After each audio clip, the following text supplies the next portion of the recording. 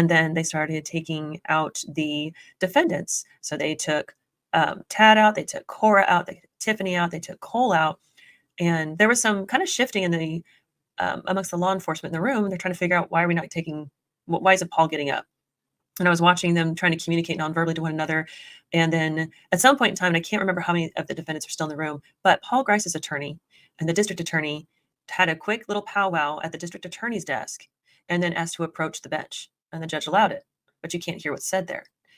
So the 4 other defendants are escorted out, and the judge says he's staying, but everybody else get out. So they excuse the gallery. Within a few minutes, we were invited back into the gallery, and this is what we were invited back into. So it's a waiver of the preliminary examination, and it says Paul Grice was the first one to file a motion to consolidate the preliminary hearing. So all 5 would sit in the same preliminary hearing, and all 5 would go through the same process at the same time. Once that is ordered, once it's approved, once it's granted, he then says, by the way, I don't need the preliminary hearing. So in the chat, just for funsies, tell me what you think that means. What did Paul just do to the other 4 by forcing his hand at the preliminary consolidation and then saying, I don't need it. Now that it's here and everybody else is going to be put together, I don't need to be there. I don't want the preliminary hearings. I wanted them to have it. Sounds like he's got a good attorney. Did he take a deal? Not necessarily. And so that doesn't shock me.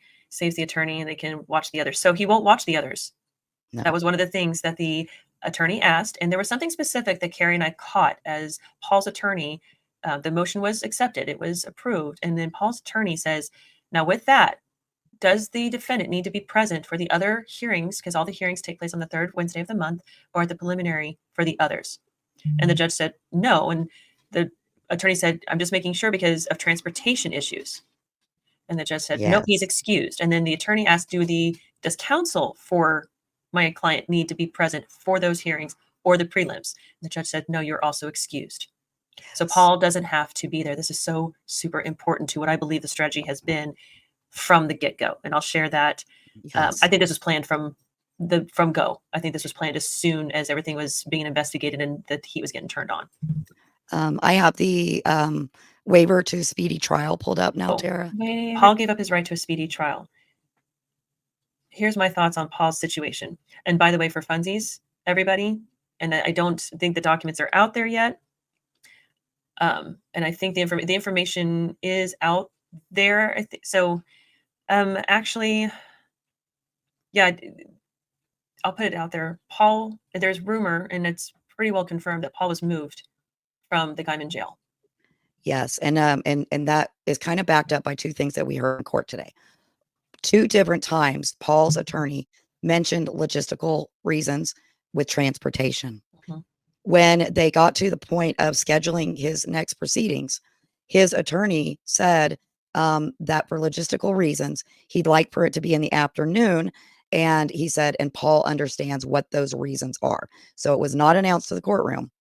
But I think that just really backs up what Tara's just saying. I think Paul Grice is being moved. Absolutely. I think he is. So do I think that Paul took a deal?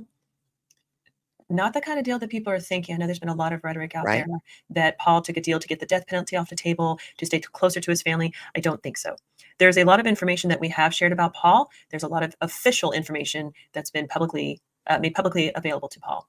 There's also information that we haven't been able to share for protective purposes. Probably can now, can't you? To a point. To a point, I will. Like what we know about Paul and what possibly might be his motive in doing this. Yes, absolutely. So for a lot of people there was a whole conversation or a whole theory, call it what you will, that Paul told his wife, I'm going to go to the store, I'll be back. And then he never came back and he took off running, that he was on the go. And actually, what we understand from multiple sources is that Paul was in connection, he was in communication with law enforcement early on in the investigation. Now, whether he called them or they called him or how that happened, or if it's true, we don't know. We just know that we do not have proof of that, so we can't put that out there as proof. But the understanding is he's been in communication with law enforcement from early on. He did give himself up in terms of he surrendered himself. The understanding is there was some conversations that took place. There were some understandings that were made. Call it a gentleman's agreement, call it a deal, but essentially was I want to go take care of things and then I'll surrender. And he did surrender at 4 Corners. We have a picture of his truck there, and that the picture of the truck is confirmed that the truck is his. With Paul, being so remorseful, and I'd heard it more than once that that you can tell the remorse. And then he was the first one to file. And I think the timing of that filing that joinder motion was super important. And then the motion is approved. And then he steps back and says, I don't even need the preliminary. I went back and I looked at the state's motion for joining. And if you look back at that motion, there's some very intimate details that only 5 people would know. Only 5. Yes. Mm-hmm. And you got to wonder, how in the hell did they get that information unless one of them talked? That's And right. why would Paul make sure to not file a motion to waive his right to a preliminary hearing unless he was sure that he could step away from it and leave the other 4 behind? However, I don't think he's going to leave the other 4 behind. I think what he is doing, based on the character, I'll call it character perspectives I have heard from, I honestly think, I say honestly, I would not be surprised if Paul and his attorney have a strategy to ensure that all 5 go down for the same 5 crimes that they're accused of. And then nobody goes free. Nobody gets a deal. I don't think Paul's taking a deal. I think he'll take the max. I think he'll do what he's supposed to do. But I think he's going to take the other 4 down with him, not because Yes. he's being vindictive or evil. I think because he thinks it's the right thing to do. What we saw today was a baby in the courtroom. I know Oh he's my like gosh. 32. I had to go back and look. He's 32. He truly has a very likable He's so baby face. young. It's really sad to see him sitting there. I'm only speaking for myself and my opinion on him. I believe that Paul has an immense amount of remorse. I Oh God, truly do. yes. I think that he is doing this because it's the right thing to do. I think so too. I don't think he's trying to get off of this. I don't think that there's going to be some massive plea deal, maybe the death penalty taken off the table, possibly. But Paul has all the information on these other 4, every last bit of it. I think that's how the state got the information. Yep. Go back and look at that state's motion because it's very specific. You can't get that just by finding the burial site and putting together a Yes. theory. They had specific information about who did what. Not a we believe, not we theorize. This is how we understand the case. It was straight up. Hi, little Irish girl. I had to say that because I Yes. love her. It was straight up. Tad did this. Cole and Cora did that, and Tifany did this, and Paul did that. It was straight up. There was no the evidence says or anything of that nature. So I think Paul gave them the rundown of everything. And I do think too. the original arrest warrants backed up his story. I think he was the first one to talk, because if you look back, the 4 were arrested before the bodies were found, if I'm correct. Yep. They were the day So before.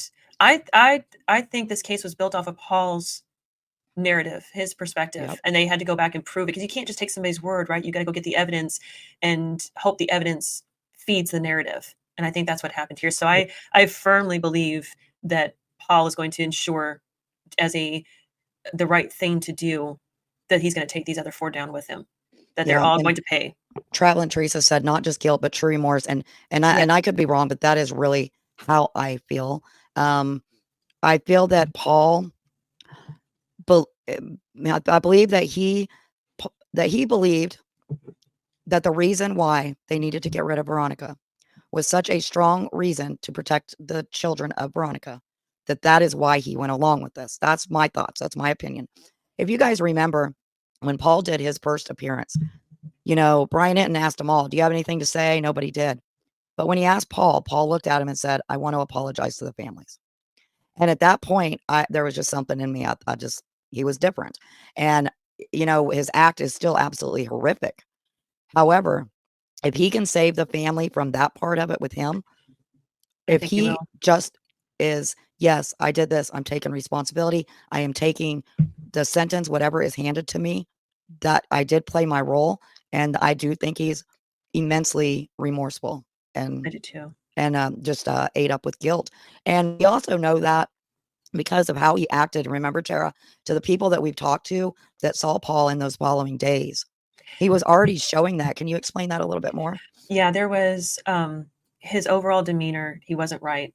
People could tell he was upset, and that something was really, really bothering him. He was acting out of character for the context of the situations that they were in. And it's so there was. I think it started from the get go, whether he thought he was doing the right thing or not. And somebody did ask if if I'm trying to be careful how I word things. There was an ask that if Paul was, how did Paul get involved? how did he become a part of this? How does Tifany have so much power over people? I don't know if it's as much power as it is manipulational power. Tifany was able to figure out what these people's hot buttons were and then use it against them. And so some of the things I have been told, and again, I've not proven this, so I don't put it out there as fact.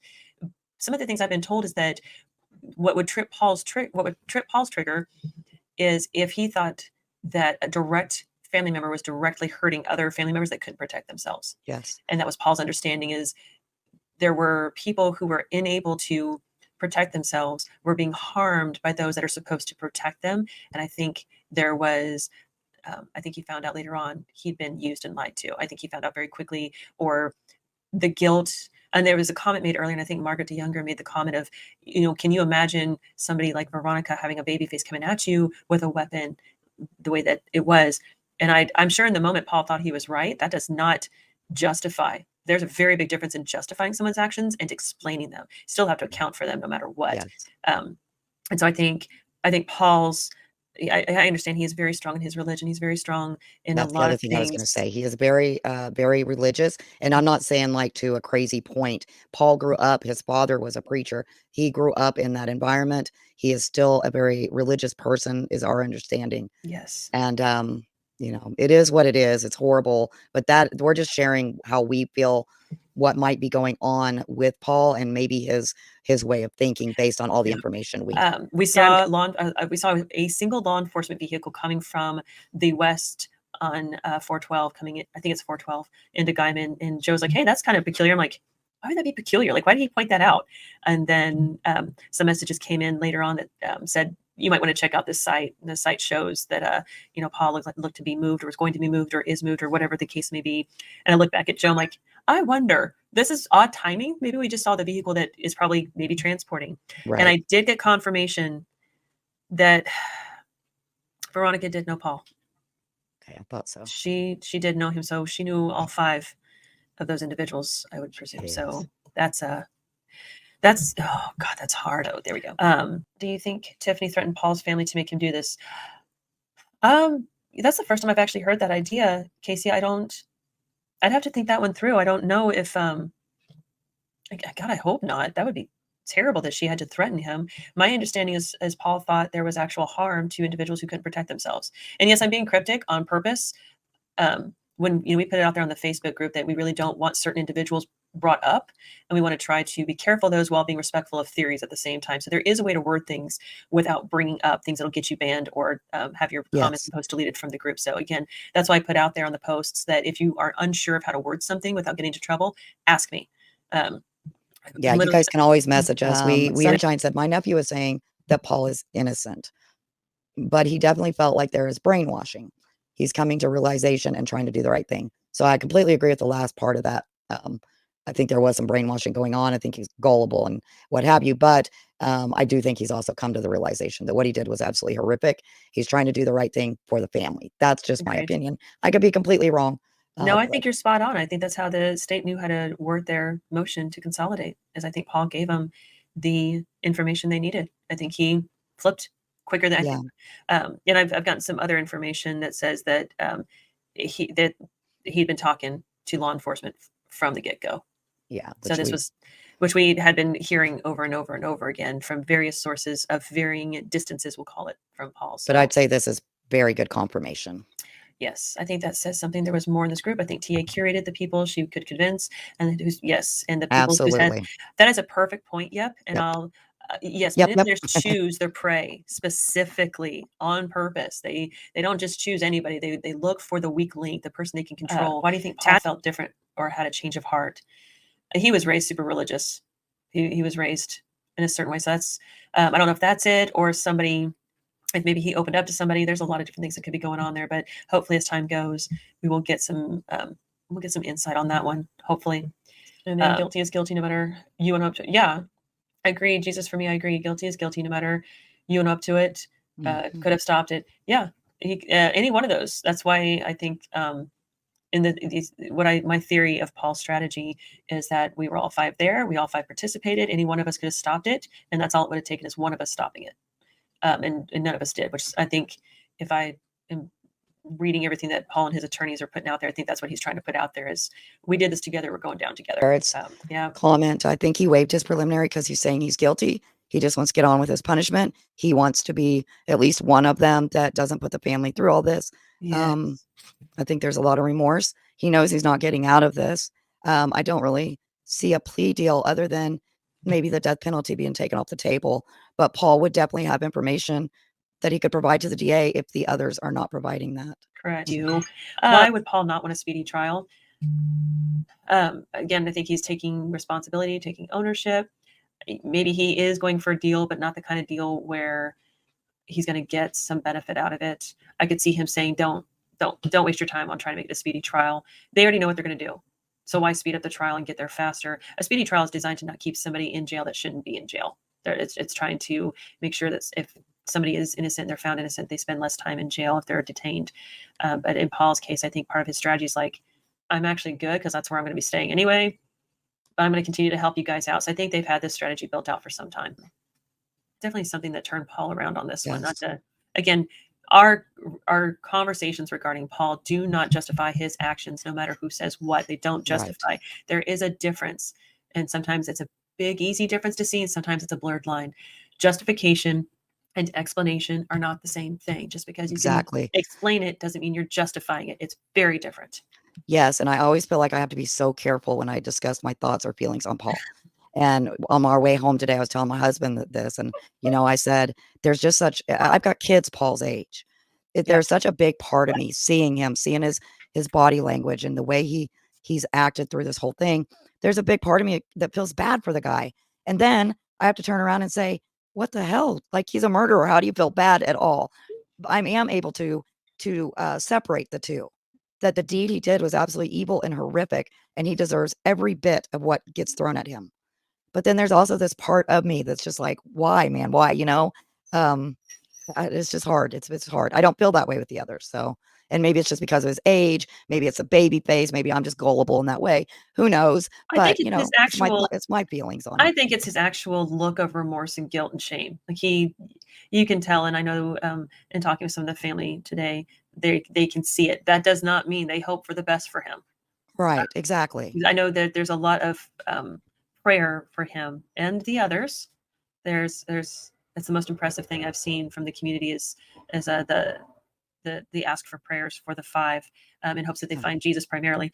But I think that's where Paul is at, is he's realizing, oh crap, this was not my judgment call to make. That was not my judgment call. And I need to do something about that. So his demeanor definitely, all their demeanor speaks volumes. It's just that his speaks to his actions as a believer, I guess. Maybe they said Paul Grice confessed when he was arrested, not before, according to warrants and search warrants. CW mentioned him or in her statements.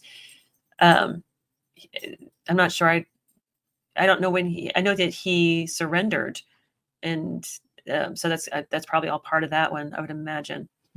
Thank you to all of the wonderful members of our Facebook group. We are now able to confirm that Paul Grice was indeed moved yesterday after the hearing from Texas County Jail to Woodward County Jail in Woodward, Oklahoma. Thank you guys so much for watching. Let us know what you think. Let us know in the comments below what your thoughts are. We'd love to hear them. We'll talk to you real soon. Bye-bye.